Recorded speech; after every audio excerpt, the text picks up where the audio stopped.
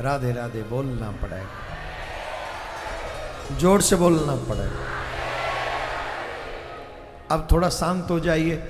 ये ज्ञान के बाद थोड़ा भक्ति का आनंद आपको दिलाया, इसलिए दिलाया जिससे आपके मन में और भक्ति के प्रति उत्साह जगे। परंतु फिर कथा में ध्यान दें।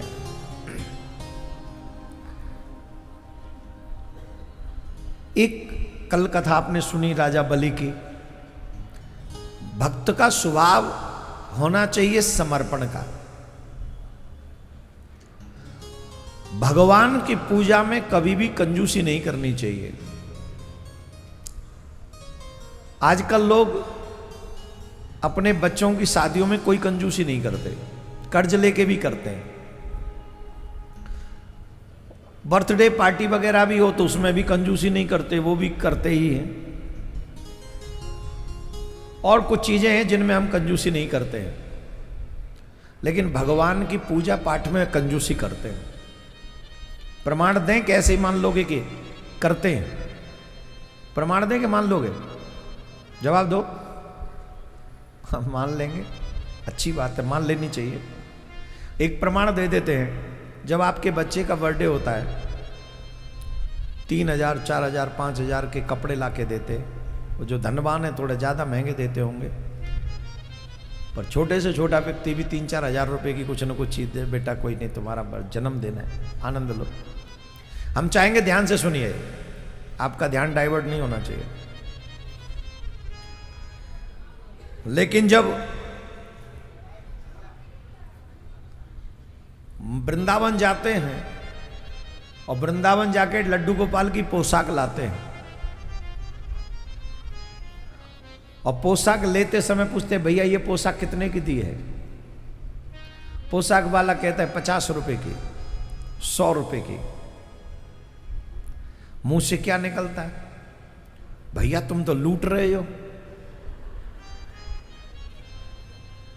वृंदावन में बैठे हो, तुम्हें शर्म नहीं आती? लूट रहे हो तुम। अब ईमानदारी से बताओ, इस महंगाई के जमाने में 100 रुपए में कितना लूट लेगा? नहीं, थोड़ी प्लान करो। अच्छा, मेरी तो पोशाक की दुकान है नहीं, इसलिए मैं सोच रहा हूं कि तुम पोशाक वाले पे लुटो जाके। मेरी दुकान है। ये तुम्हारा स्वभाव है कंजूसी का। अपने बेटे के लिए कंजूसी नहीं है, क्योंकि उसे आप मानते हो, स्वाभाविक मन से मानते हो कि वो मेरा बेटा है। और लड्डू गोपाल जी को बस दुनिया को दिखाने के लिए मानते कि मेरा, मैं तो बेटा मानती हूं इनको। झूठी, बड़ी झूठी, उससे भी बड़ी झूठी। अगर लड्डू गोपाल मानती हो तो 100 रुपए में लुटी नहीं हो। उसी लड्डू गोपाल ने करोड़ों रुपए तुमको ऑलरेडी दे रखे हैं। अगर उस लड्डू गोपाल ने करोड़ों दे रखे हैं तो मेरे विचार से हजारों पे तो उसका भी अधिकार है, नहीं है?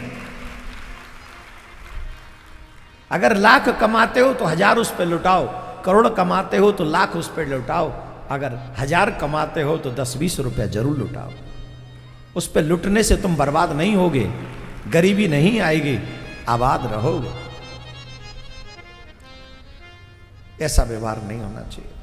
राजा बलि की ये कथा हमको सिखाती है कि भगवान को जो भी हम समर्पित करते हैं वो कभी भी हमसे जाता नहीं है, वो कई गुना होके वापस आता है। राजा बलि ने तन मन धन सब अर्पण कर दिया भगवान को। गुरु की दृष्टि में उसके हाथ से स्वर्ग जा रहा था, चला ही गया। शुक्राचार्य जी ने रोका भी था, शुक्राचार्य जी ने मना भी किया था कि मत दो, ये त्रिलोकीनाथ है, तुम्हारे साथ छल कर रहा है। पर राजा बलि ने कहा नहीं दूंगा, दिया, उसका फल क्या होगा? आज भी राजा बलि सुतल लोक में राज्य कर रहे हैं। और जब मनवंतर बदलेगा तो बदले हुए मनवंतर में स्वर्ग के राजा इंद्र ही बनेंगे। अब एक बात बताइए, भगवान ने लिया ज्यादा कि दिया ज्यादा? जोर से बोलो। भगवान का यही स्वभाव है, लेते कम है, देते ज्यादा है। अच्छा एक और बात बताओ, जिस दुनिया को तुम अपना समझते हो उस दुनिया ने लिया ज्यादा कि दिया ज्यादा? जोर से बोलो। बचपन ले लिया, जवानी ले ली, जीवन भर की कमाई ले ली, और जब मरे तो नंगा करके भेजा।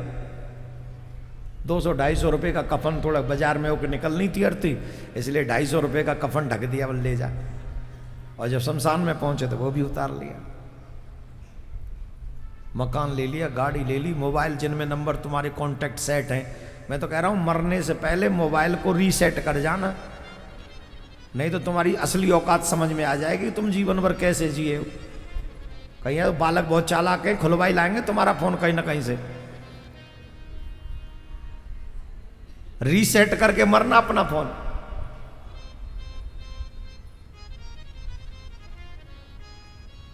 कईयों को तो हंसी आ गई संकोच में।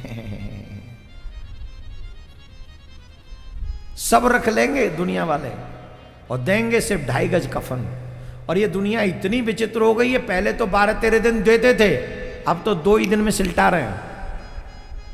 अब 13 दिन नहीं है किसी के पास तुम्हारे लिए कि तुम मर जाओ तो तुम्हारे लिए वो तिरपाल टांग के बैठे रहे, अरे मरेगो मरेगो तो मरेगो।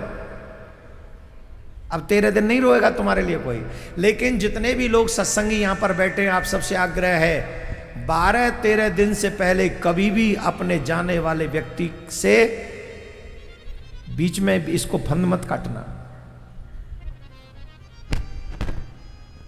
व्यक्ति के गए पीछे पूर्णतः विधि विधान से 12 या 13 दिन तक लगातार पिंडदान, जो 12-10 दिन करते हैं वो लगातार होते रहना चाहिए। और ब्रह्म भोज के बाद ही अपने काम धाम पे दोबारा जाना चाहिए।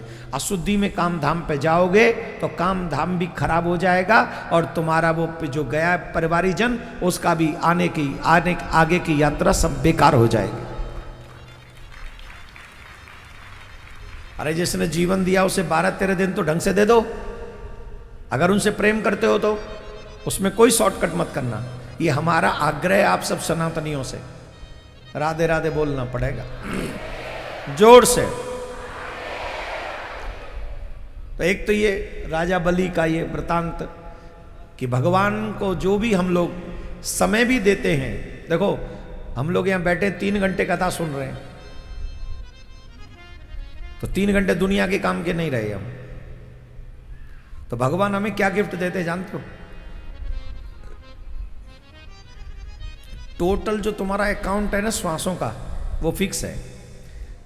फॉर एग्जाम्पल जैसे तुम्हें पूरे जीवन में 100 श्वास लेनी है, वो तो संख्या बहुत बड़ी है, लेकिन मैं जस्ट एग्जाम्पल के लिए दे रहा हूं। 100 श्वास लेनी है, और जब कथा पंडाल में एंट्री करी तब तुम्हारी 75 हो चुकी। तो पंडाल में बैठ के श्वास नहीं लोगे? लोगे कि नहीं लोगे? बोलो। लेकिन जितनी देर यहां बैठ के श्वास लोगे वो टोटल में काउंट नहीं होंगे। और जितनी देर तुम यहां श्वासें ले रहे हो वो एक्स्ट्रा श्वास मिल रही है तुमको।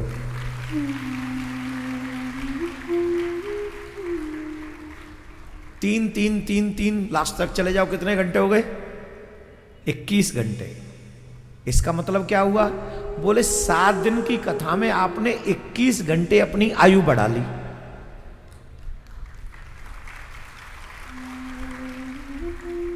आपकी आयु बढ़ गई 21 घंटे।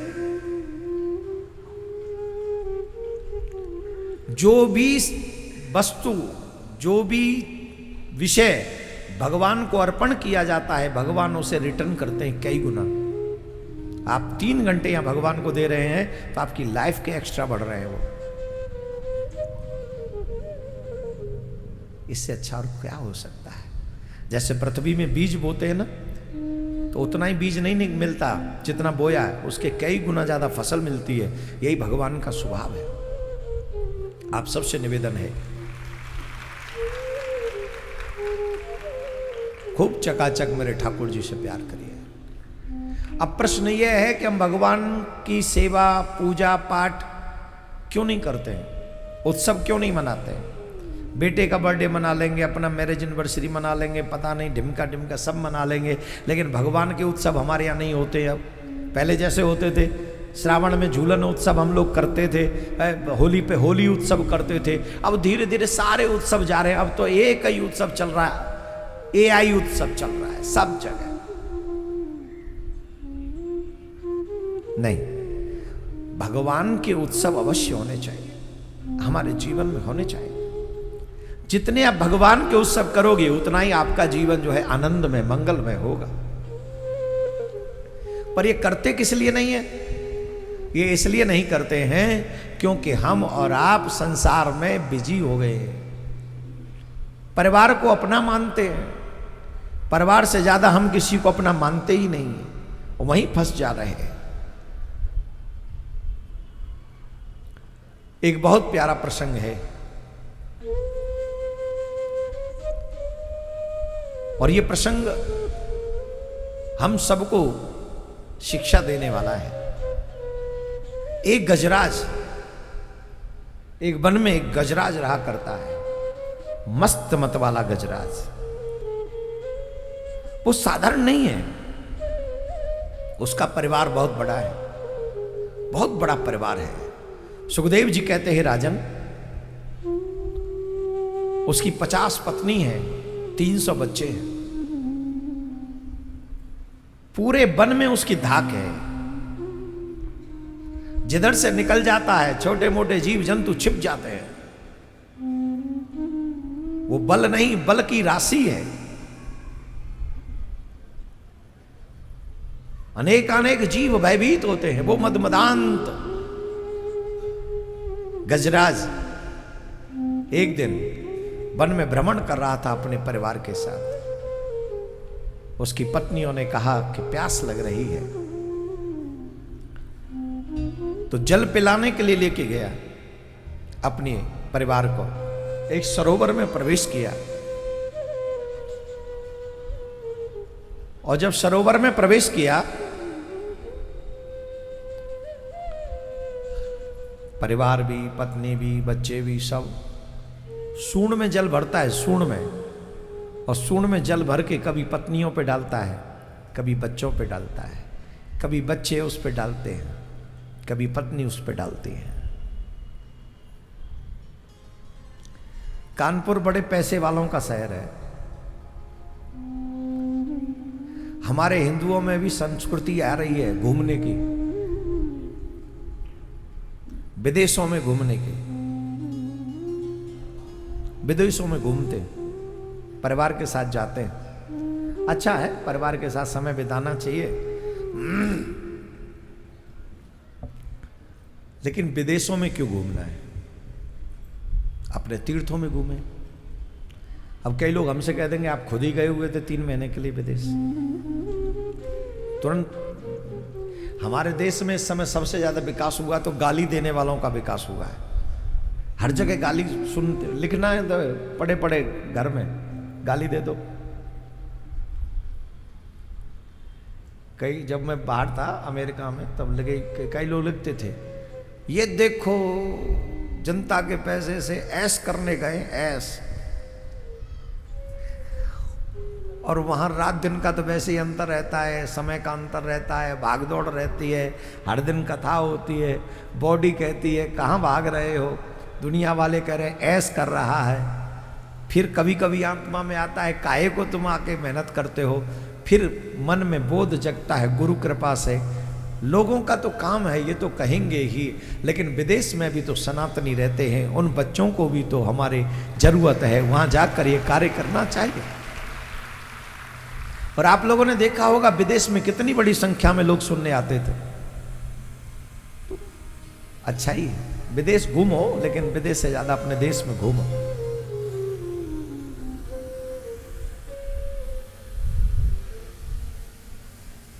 मैं तो तुमसे एक बात पूछ रहा हूं, जैसे तुम अपने परिवार में इतने आनंदित रहते हो, वैसे ये गजराज भी आनंदित है अपने परिवार में। तो बताओ हम में और इसमें क्या फर्क है, क्या भेद है? कोई भेद है? कोई भेद नहीं, किंचित मात्र भेद। जैसे हमारा मन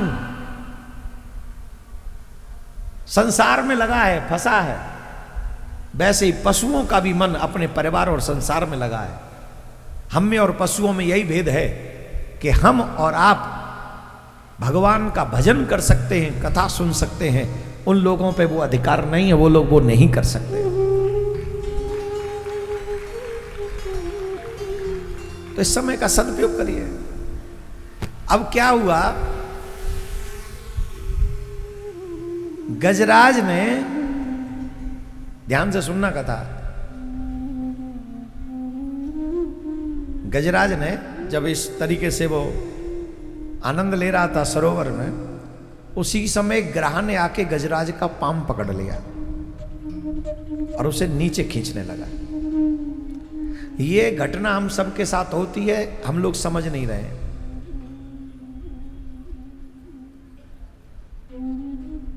अगर हम नहीं समझेंगे तो जीवन नष्ट हो जाएगा, और अगर समझ लेंगे तो जीवन में संभलने का अवसर मिलेगा।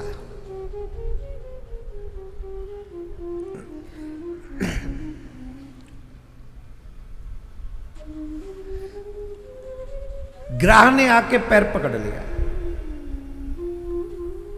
थोड़ी बहुत देर इग्नोर किया, it's okay it's okay it's okay, लेकिन वो नीचे खींचता ही रहा ग्राह। पहले तो उसे अभिमान था, मैं कौन हूं, मैं गजराज हूं, मेरा कोई क्या बिगाड़ सकता है। लेकिन जब ग्राह पैर खींचने ही लगा नीचे, तब उसे समझ में आया कि नहीं,